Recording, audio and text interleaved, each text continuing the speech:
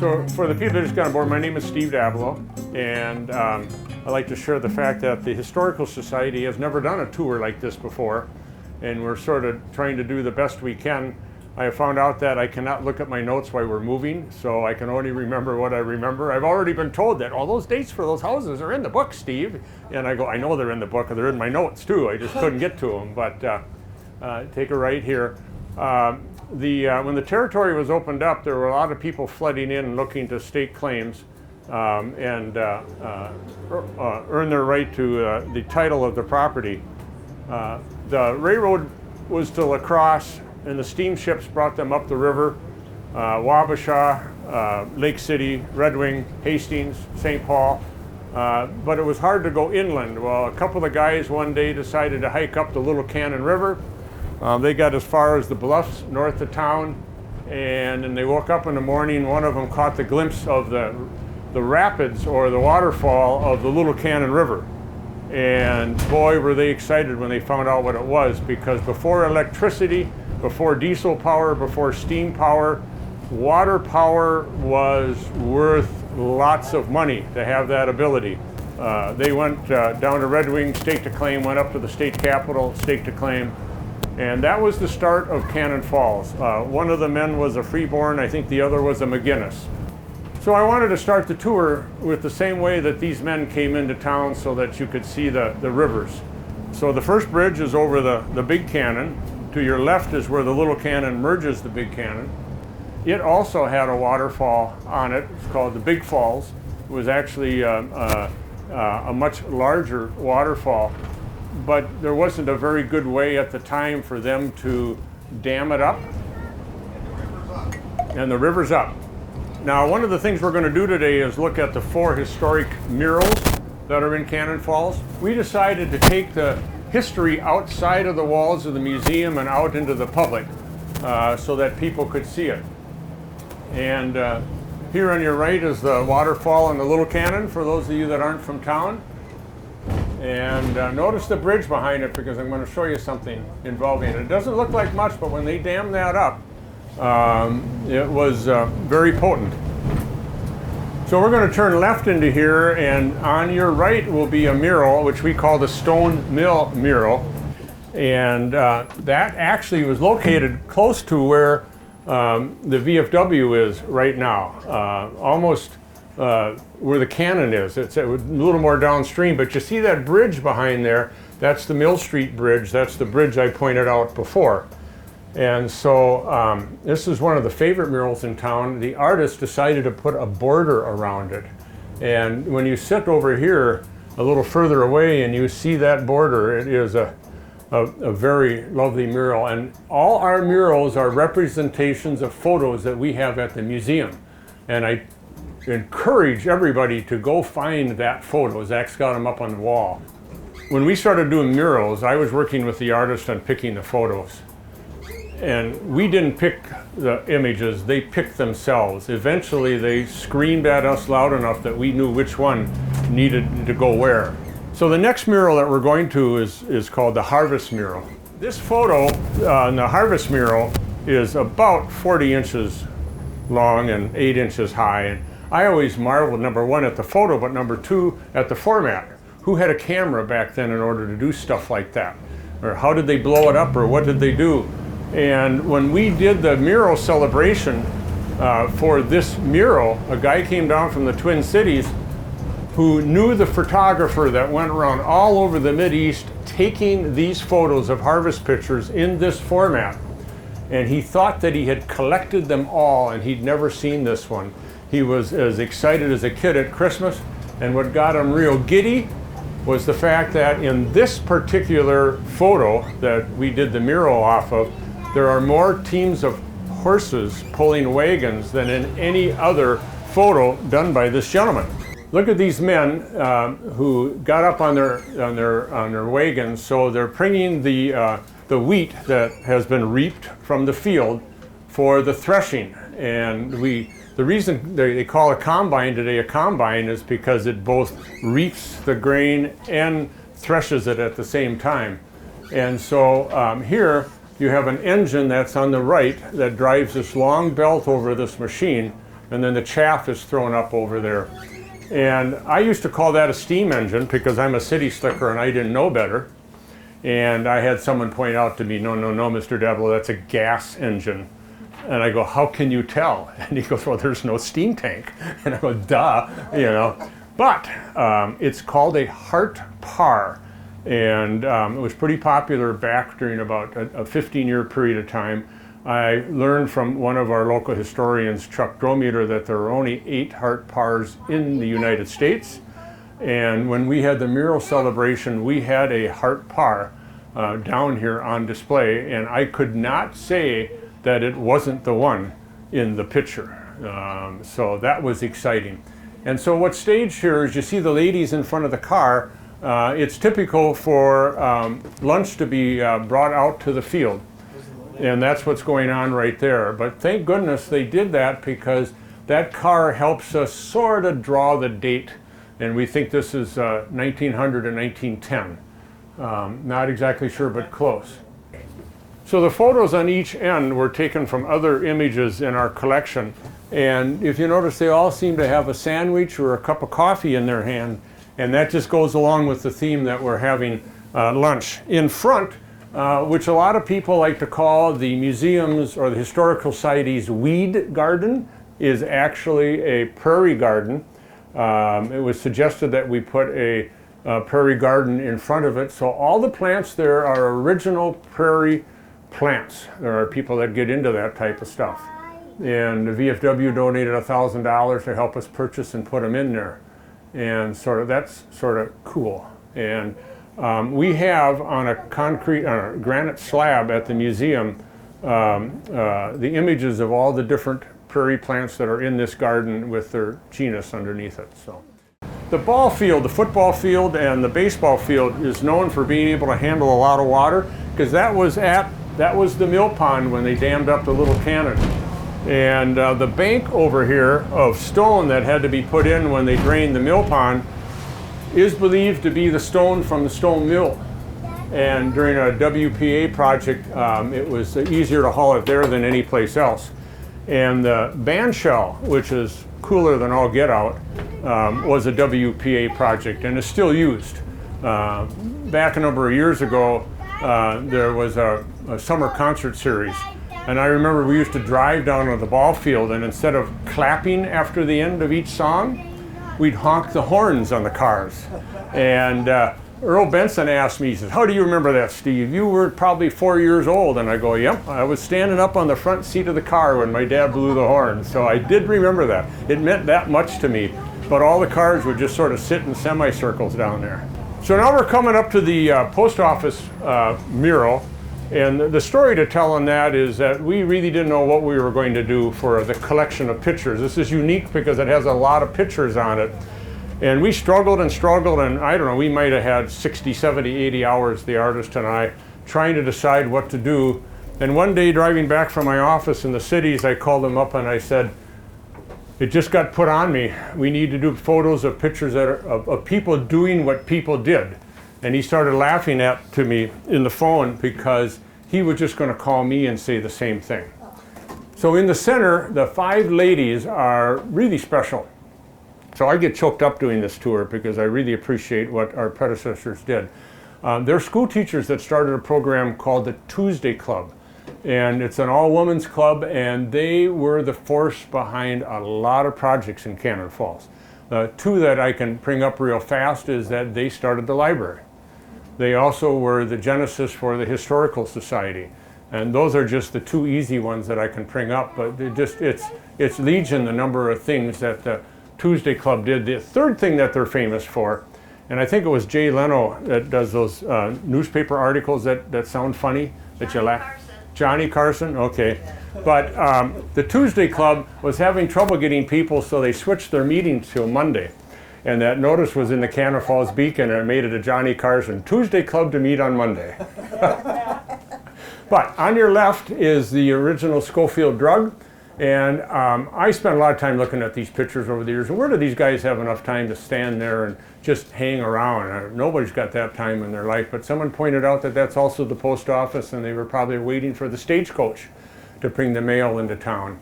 The basketball player is Sid Freeman. We just grabbed him because he was holding the ball, but his dad had a clothing store in town, and then he had the Hub clothing store in Northfield, and up in the Metro, Steffington tuxedo rental. The next two pictures, I love the one on the top. I have that sometimes on my laptop. They are headed out to the Big Falls. This is before the Billsby Dam went in. That was the special place for picnicking. There's a book at the museum called Unimini that was written by S.S. Lewis. That was one of the Dick Dalton's, I think, grandfather. But it talks about what was going to happen when that picnic area was covered up. But look at the clothing. They're dressed up for a picnic. You know, we don't dress like that to go to church anymore. The bottom one are people swimming in the Cannon River. The next two is construction of the dam. The two faces, the one on the bottom is McGinnis. He was one of the co-founders of Cannon Falls. We picked that partly because he was a co-founder, partly because of the image and how it fit. The lady above it was the first lady, or the first pioneer child born in Cannon Falls. Her last name is Hartel. And that's how she got up there. The photographer, I'm going to pass on that, but photography was rocket science in its day. And people would go and sit and have their picture. The other one, the top one, that's a watermelon party. You got to look at that picture at the museum. The one below it, John Anderson is in that house. It's just workmen taking a break. They were having their lunch and they decided to have their photo taken.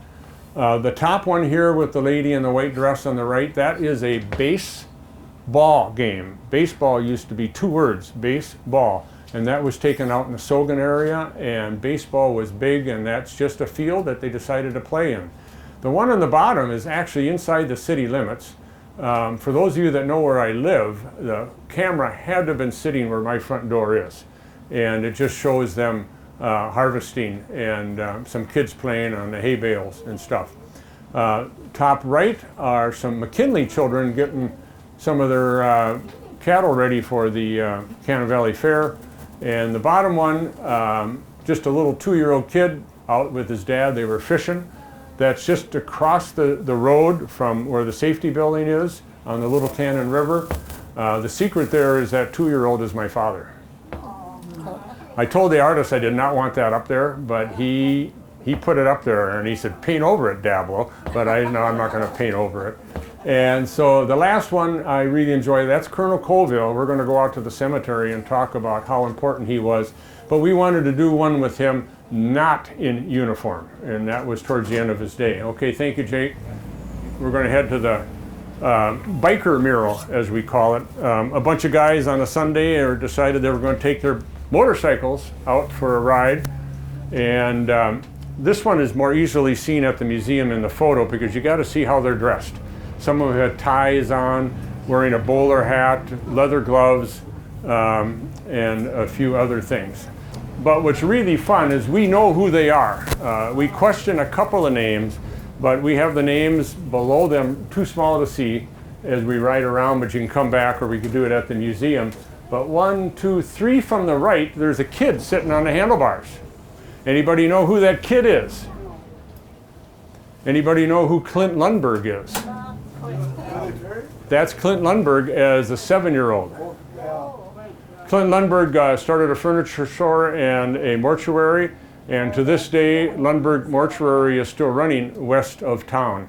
And in the middle, the guy with the mustache, 1, 2, 3, 4, 5 from the left, is a fellow by the name of Long John Johnson. I love that name, but he was about 6'5" tall. Cal, you know some of the bikes. Somebody asked me, what are those bikes? Most of them are Wagner motorcycles that went out of production in 1914. You notice that Oscar Lindahl way on the right there is the only one with the headlight. I have a theory that he sold Wagner motorcycles because in the 1915 vehicles he sold Trolley. Okay. He switched over because Wagner. So Cal is my expert on the bikes in this mural here. You can move on now so we keep going a little bit. The idea here is you guys are just getting a taste of this and you can come back and see them later on. So as we work around here, we're going to talk about a couple of the older homes in town. we're going to go straight ahead, and the last house on the left on the next block was known as the Tanner House. Now the Tanner House was owned by Colonel Colville's sister, and when Colville came to Cannon Falls to visit, he would stay at that house a lot. And on the other side here is a house, I don't know anything about it other than that this was found in the basement. Dennis Kalo found this. So we know that Cannon Falls had 2 fires, and he found this towards the, you pass it around. This must have been in a hardware store, but it is the hardware for how they used to have knobs on the old doors, and they're melted together. And so at the next intersection, what will be on our left is a light blue house. So this is the Hartel house, and that's the lady who's on the mural, was born in this blue house. But that's the oldest house still standing in Cannon Falls. The Catholic Church has had 3 churches. The first church built around 1852, and was a stone church. And that was tore down, and another stone church was built. And in 1966, because I rode over here on my bike and I watched them tear down the prior church. So this is the 3rd Catholic church on that location. Thank you. So what I just want to tell you about downtown is you're going to find out that all these buildings roughly have the same age, because Cannon Falls had 2 large fires. Chicago only had 1. The downtown area burnt down twice. There are some dramatic pictures at the Historical Society. I think one fire was in 1884, the other one in 1887. In 1884, the city council decided not to have a fire department, and then 3 years later, the town burned down again. The council did decide to vote for a fire department, which is now was built. The museum building was built for that fire department. But one guy on the second council voted no. And one of my board members wants to go back in time and find out what he was thinking. Town burns down twice in 3 years, and you don't want to have a fire department. There must have been a reason. And there's a nice walking tour book, but we couldn't get the new one into production. But they'll have this at the Chamber and at the Historical Society in a month. It's really got a lot of detail on the buildings if you're into that. Okay, Jake, go ahead. Thank you. So when we get up to the churches, the first one we're going to look at is the Episcopal Church. And I tell the story about a local man who Rotary Club sent him on a 6-week trip to Sweden as an adult exchange to talk about his history in Cannon Falls. And one of his 6 slides that he got to show, there were 6 men, 6 slides, that's 36 slides during a luncheon for the Swedes.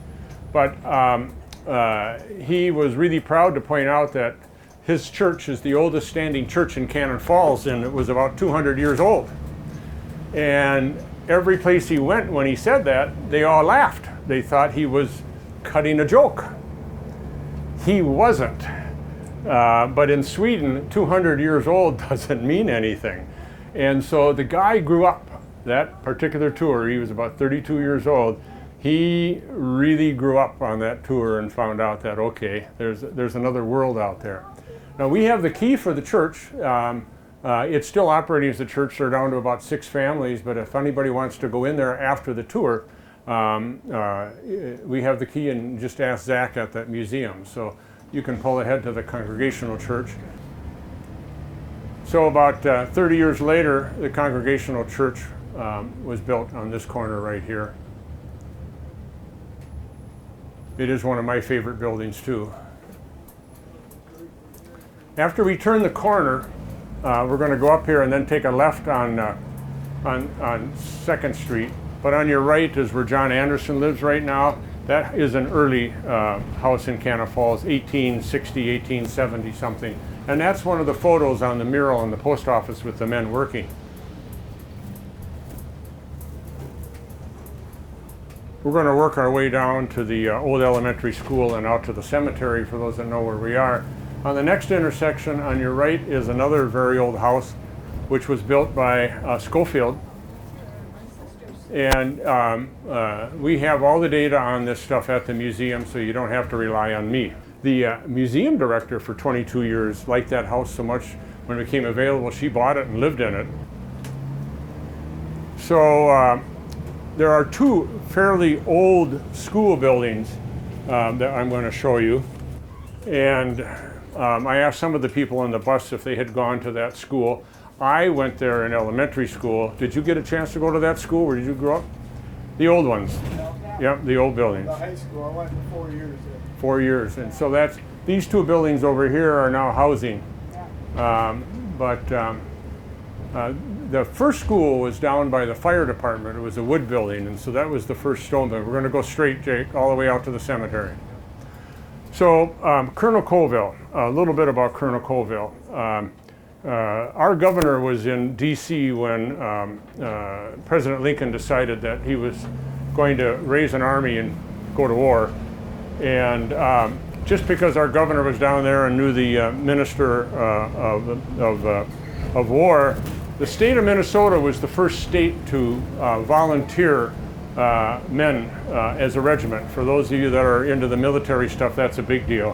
One of the first regiments to be formed, the Minnesota 1st, was formed in Goodhue County, and Colonel Colville was the first one to sign up. But he was an educated man, so he got made a colonel right away, and he went through many of the battles down there. There's some interesting stories I don't have time to tell. Something interesting about Colville is he was 6'5" tall, which was very large for a man in the mid-1800s.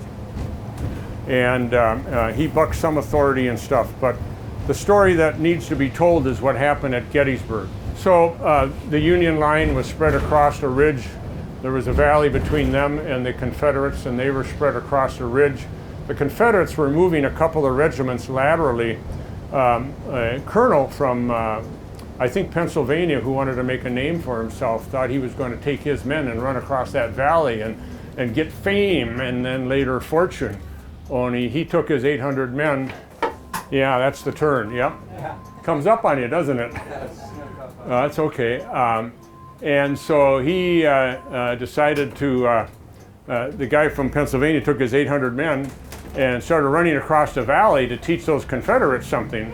Only there were like 2,000 Confederates that came running out of the woods. And instead of overrunning the Confederates overrun the Union men, and they were headed for the hole that they'd left in the line, right in the center of the line. Now, if they'd gotten through that hole, they could have gone either side, and that was the Army of the Potomac. And had the Union won the war in Gettysburg, they would have marched into D.C. and then on to Philly and into New York. And there was a General Hancock saw what was happening. He desperately looked for men. The Minnesota regiment was down to about 500 men somewhere out scavenging potatoes and meat and stuff, and there were 282 or 262 men bivouacked right near that hole. And General Hancock, he knew he was ordering to his death, but he said he needed 5 minutes, and he sent the Minnesota 1st down the hill amongst the Confederates. And I have a problem telling this story, folks. I'm sorry. I don't know why it gets me. Colville knew that they were going to be fired on from 3 sides, so he had them said, "Put your bayonets in there and get amongst the Confederates as fast as you can." Of the 282 or 83 men that went down, 262 were killed or wounded, which was the highest casualty rate for any skirmish during the Civil War.